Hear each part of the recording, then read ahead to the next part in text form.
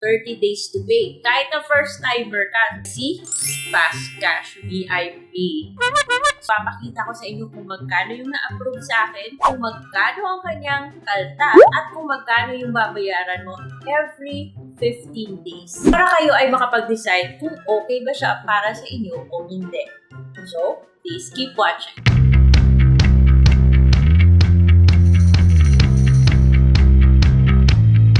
Hello everyone! Welcome back to my channel. So as mentioned in the thumbnail, yung pag-uusapan natin ay si Fast Cash VIP.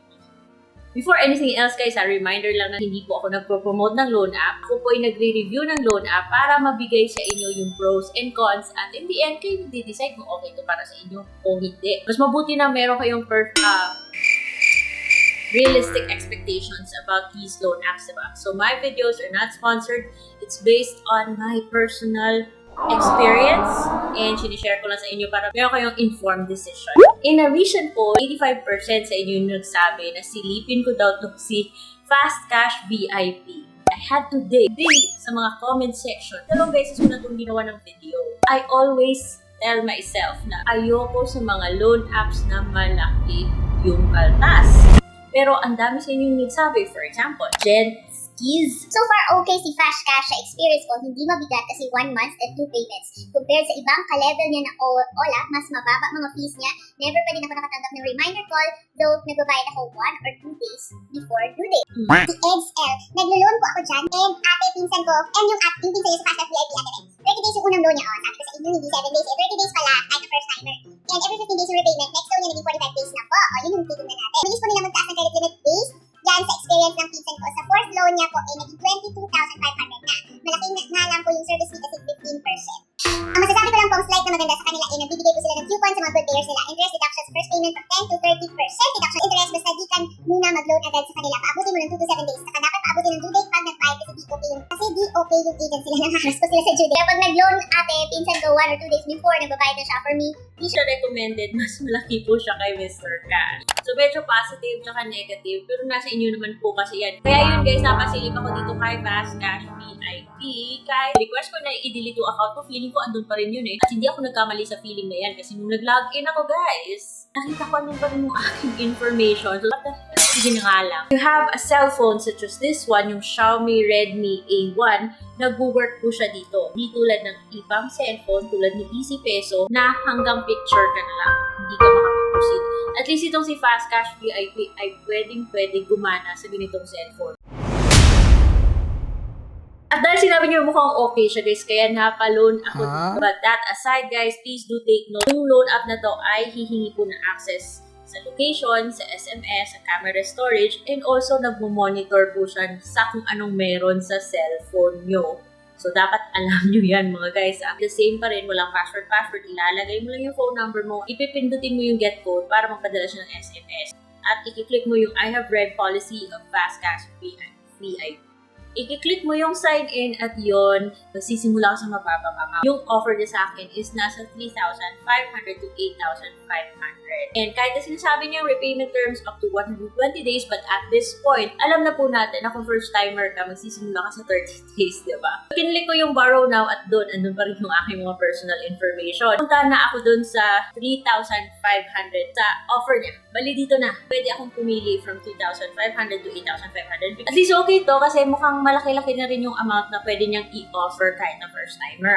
I'm not saying na umutang kayo dito ha. Dapat, panoorin niyo muna yung video na to para aware kayo kung anong meron sa loan app na to. And ayun nga, meron nga siyang pagpipilian between 15 and 30 days. So, pinili ko syempre yung 30 days para malaman ko kung totoo bang ganon. Guys, bago ka makapag-proceed pala, kung pinindot mo yung please read and agree to sign the credit line agreement, kailangan mo mag-scroll. Scroll ka to the very bottom, tapos magsasign ka, like mag-digital signature ka. Ganun ka sa cellphone mo, kaya kabutihan nyo guys.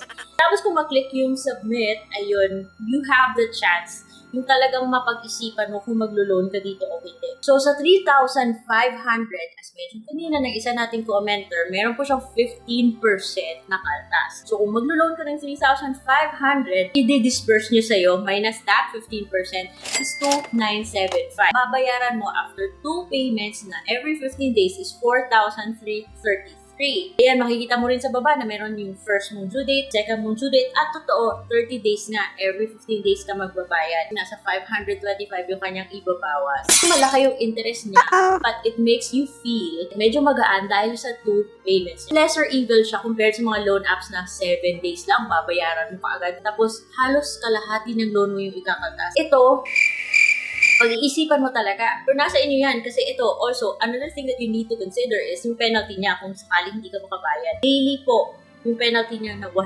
Meron din siyang late payment fee, pero one time lang to. Pero mahal pa rin yan. Kaya guys, dapat pinag-iisipan yung mga ganito. And for now, wala pa akong promo. So, tingnan natin on my future loans, di ba? I have read and understood and agreed with loan agreement, and I have read and understood and agreed with disclosure statement and amortization table. Meaning yung pinakitang table dito. And then, i-click mo yung confirm. Here's one thing that you need to be aware of, guys, na yung loan app na to, maaaring hindi siya, or depende siguro sa system, mag-expect na kayo na hindi siya super instant. Kasi naghintay ko ako ng 2 oras bago ko matanggap yung 2,970. By the way, guys, nung kinonfirm ko yung loan app na to, labas po yung pop-up ng kanyang mga agreements na to, saka mo matitik. Yung parang ina-assume niya talaga na binasa mo yung mga agreements, yung fine print na yan, bago mo i-take yung loan. Saka ka magko-confirm kung na-scroll mo at kunyari nabasa mo yung mga to. Magpa-facial recognition ka pa, ha? So, dapat good lighting daw. And then, click mo yung okay, magpe-picture ka, and maghintay ka. Maghihintay ka, possibly ng up to 2 hours bago mo matanggap. Pero natanggap ko naman siya sa e-wallet ko, sa GCash ko, guys, and that's it. In case po na interested kayo, yung mga IDs na tinatanggap ng loan app na to are the following.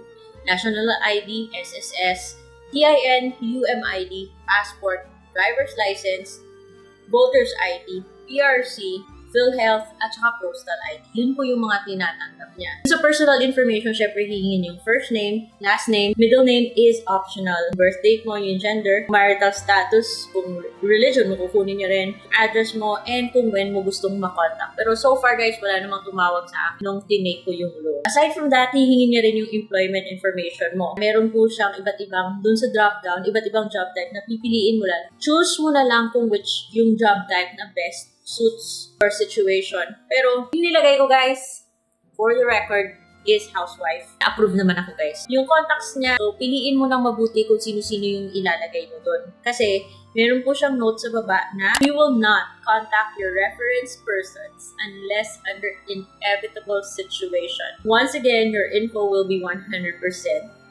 secured. Eh, wag na lang tayo pasaway, guys, kung sakaling mag-loan tayo dito. Bank information, so pwede po siyang e-wallet. Pwede rin coins. Hindi ako comfortable nung bibigay ko ng bank info, kaya yung GCash mo yung binigay ko. Optional po yung payslip.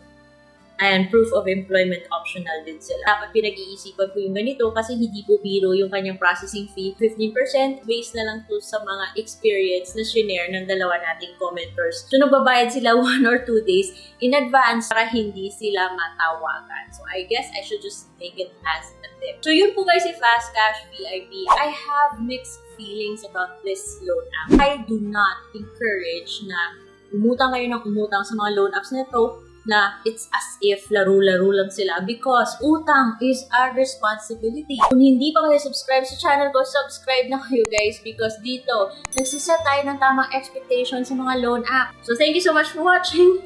I hope to see you on my next vlog. Bye!